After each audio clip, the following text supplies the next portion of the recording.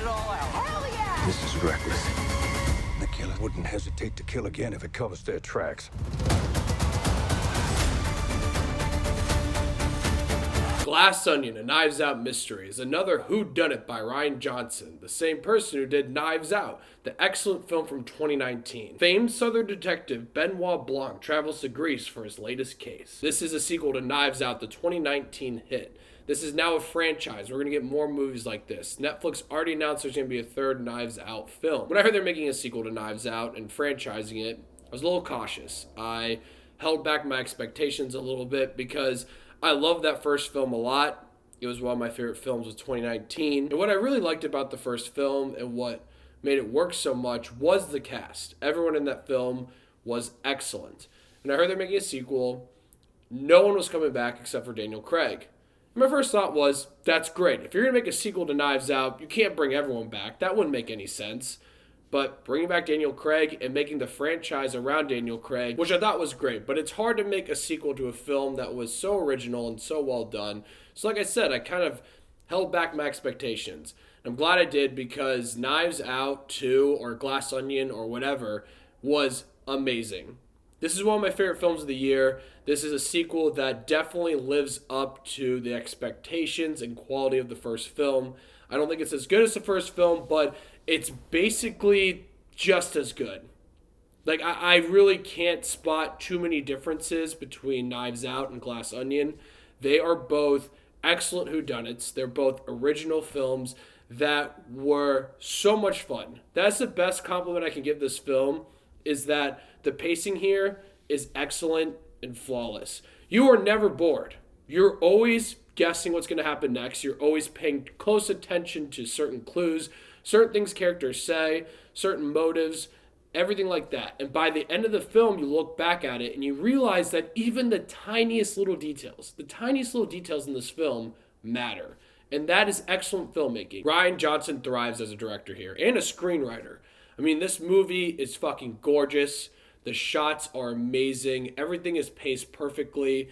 And it has this tightness and this fun to it that Rian Johnson really nails anytime he directs something. I've said this before. I don't like The Last Jedi. But the one thing about that film is that it looks amazing. It's one of the best looking Star Wars films we've ever seen. Now, screenwriting, that's a different conversation. I don't hate The Last Jedi as much as other people, but I guess what I'm trying to say is I really respect Rian Johnson as a filmmaker. I can put all the Star Wars stuff aside because he has made two excellent whodunits now. I think without Rian Johnson's directing and his style of writing, this film wouldn't work. Same like the first one. And another reason why this film is so good is the cast. Of course, Daniel Craig is amazing here. It's Benoit Blanc, the famous detective, the world's greatest detective. And you can tell Daniel Craig is having so much fun with this role. He's obviously hilarious. He's cunning. He's quick. He's extremely intelligent. But here, compared to the first one, there is some emotional weight to the character. And Daniel Craig gives an excellent performance here. I won't go into too much because it'll be spoilers, but I was a little surprised by that. And then everyone else is amazing. That was one of my fears going into Glass Onion was, is this cast going to be as fun as the first cast? I'm going to say they're not as fun as the first cast. I just love that first cast so much. All those characters were just wild in their own way. And in this movie, it's the same thing. Everyone's fucking crazy. But I think my favorite performance out of the new cast is Janelle Monáe. She carries the emotional weight throughout the film. And she's by far the most interesting character. And she has a lot to do here. And she kills it. And I can't talk about her too much. I can't talk about anyone too much because it's spoilers. The movie's technically not out. It's kind of out, but not really. But I just gotta say, she gave my favorite performance outside Daniel Craig. And also Edward Norton and Kate Hudson were fucking hilarious. This movie is so funny. I mean, the first one is funny as hell, and this one's just as funny. It has such great pace to it that when you're watching this film, you're just having such a fun time. It's a fun experience, all that. But there's such great quality to this film too, just like the first one. You just realize that you're watching just an excellent movie. Extremely well made, great performances. It just all meshes together so well. And that is why I'm excited that we are going to get a third film in this franchise. Like I said before, I was a little cautious when I heard they're franchising this. And now the fact that we got a sequel that is pretty much just as good as the first, I'm excited to see what happens in the third. I'm excited to see more of these whodunits. It seems like Ryan Johnson isn't just pumping out bullshit because he has to. It seems like he's actually taking his time and making quality films. And now I'm excited for Knives Out 3. If I had to pick some complaints for this film, it's pretty much almost the same as the first film. I feel like some of these side characters are tossed to the side a little bit. I know they're literally called side characters. But there are some that really have nothing to do except to give us one little plot detail that moves forward. It seems like there's only really a few people that are really important in this grand scheme of this mystery.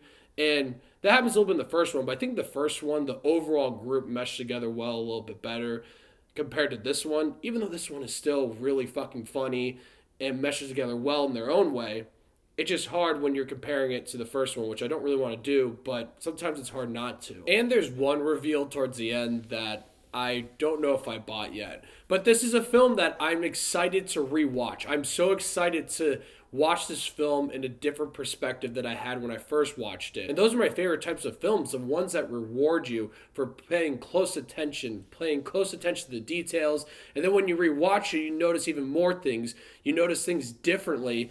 And those are types of films that are just extremely well made and need to be celebrated. And we're in this age of Hollywood where it is exhausting when we get so many different franchises and all these different types of movies coming out, and it seems like nothing really original. And yes, Knives Out or Glass Onion is a sequel to Knives Out. It's now a franchise, but this film overall feels original and standalone. It doesn't really feel like a sequel. I saw this with a couple of people, and one of them didn't even see the first Knives Out, and they had a fucking blast with this film. This is one of my favorite films of the year.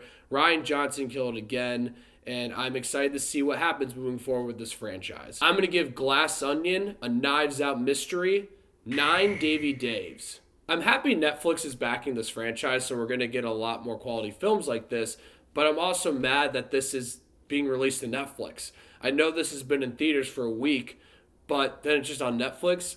This movie needs to be experienced in theaters because it's just gorgeous and how it looks, and it was kind of weird to me. I feel like there's a studio out there that would have given them the money that they needed. This budget was only $40 million, and Knives Out was a success. So I'm surprised that they basically went to Netflix right away, but who knows? Maybe Netflix offered them a lot of money. So I'm glad Netflix is backing it because we're going to get this franchise out of it, but I'm also upset because this is definitely a film that should be seen in theaters, not straight to Netflix. And that being said, if you've seen the film, let me know what you think. I'm curious to hear. And thank you so much for watching. Click here to see more of Dave Steaks.